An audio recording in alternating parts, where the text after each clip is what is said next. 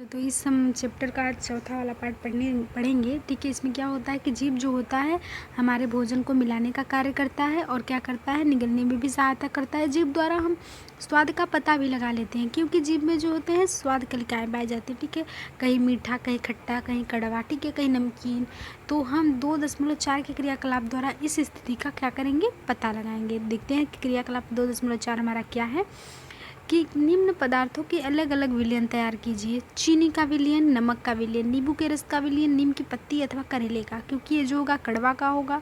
ठीक है, नमकीन, नींबू का खट्टे, चीनी और मीठा। ठीक है, तो अपने किसी मित्र की आंखों पर पट्टी बांधकर उससे अपनी जीभ बाहर निकालकर सीधी रखने को कहिए। आपको अपने किसी मित्र को बुलाना है, उसकी आंखों पे पट्टी बांध देना है और उसको क्या करना है, जीभ को आप बाहर निकालिए, भाई सीधी करिए।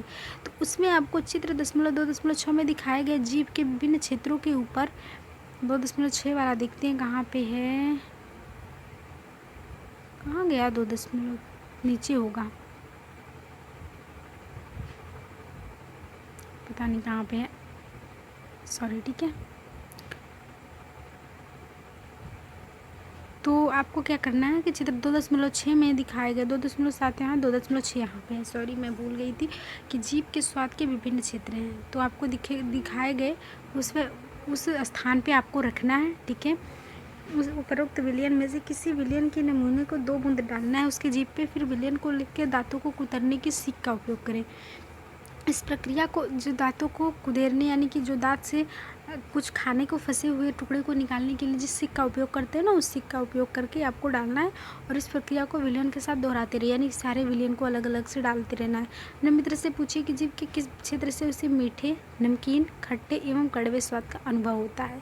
इससे आपको पता चल जाएगा कि स्वाद कलिकाएँ कहाँ पर पाई जाती हैं। और भोजन नली के बारे में देखेंगे। निगला हुआ ग्रास नली, ठीक है, निगला हुआ ग्रास नली अथवा ग्रासिका में जाता है। निगला हुआ भोजन ग्रास नली और या फिर ग्रसिका में जाता है।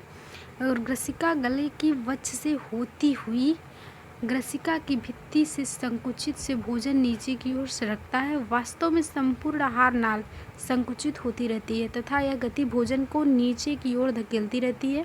कभी कभी हमारा आमाशय खाए हुए भोजन को स्वीकार नहीं करता, फलस्वरूप वमन यानी उल्टी के द्वारा बाहर निकल जाता है। ऐसी घटना याद कीजिए जब भोजन के बाद आपने उल्टी किया हो। इस कारण के विषय में सोचिए। अपने अभिभावकों के अध्यापक को इसके बारे में चर्चा कीजिए। देखिए यहाँ पे चित्र दिया गया है, यहाँ पे आपने भोजन किया, ये ग्रास नली से होते हुए आपके कहाँ गया, आमाशय में चला गया। ठीक है, पहली जानना चाहती है कि वमन के समय भोजन विपरीत दिशा में किस प्रकार जाता है।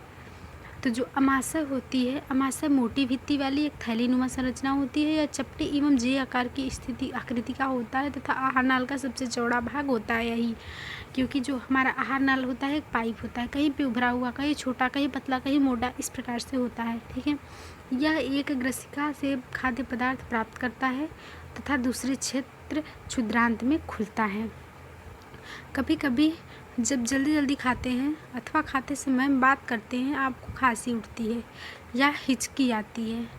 जैसे कि आप कभी जल्दी जल्दी खा रहे हैं या फिर खाते समय बात करते हैं तो आपको खांसी आती है या हिचकी आती है, अथवा घुटन का अनुभव होता है या खाद्य कणों में श्वास नली के प्रवेश करने के कारण होता है। यानी कि मैंने जैसा कि बताया, जब घाटी ढापन होता है या आपने भोजन लिया तो वह किसको ढक देगा, श्वास नली को। और यदि आप सांस ले रहे हो तो घाटी ढापन किसको ढकेगा, ग्रास नली को। लेकिन कभी कभी नॉर्मली ये फंक्शन नहीं कर पाता, तो क्या होता है कि भोजन ग्रास नली के बदले थोड़ा थोड़ा श्वास नली में भी चला जाता है, जिस कारण से आपको खांसी आ जाती है। यह ग्रसिका के साथ चलती रहती है। ठीक है, परंतु ग्रसिका में वायु एवं भोजन मार्ग एक ही होते हैं।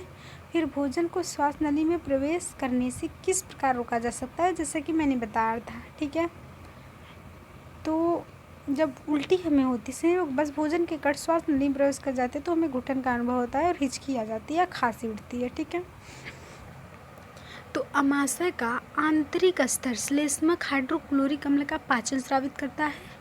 एक पाचक रस को स्रावित करता है। श्लेष्मा समाशय के आंतरिक स्तर को सुरक्षा प्रदान करता है और अम्ल अनेक ऐसे जंतुओं को नष्ट कर देता है जो भोजन के साथ साथ वहाँ पे पहुँच जाते हैं। साथ ही यह माध्यम को अम्लीय बनाता है जिससे पाचक रसों को क्रिया करने में सहायता मिलती है और पाचक रस जो होते हैं प्रोटीन को सरल पदार्थों में क्या करते हैं, विघटित कर देते हैं। आज के लिए यही इतना है बस। Thank you.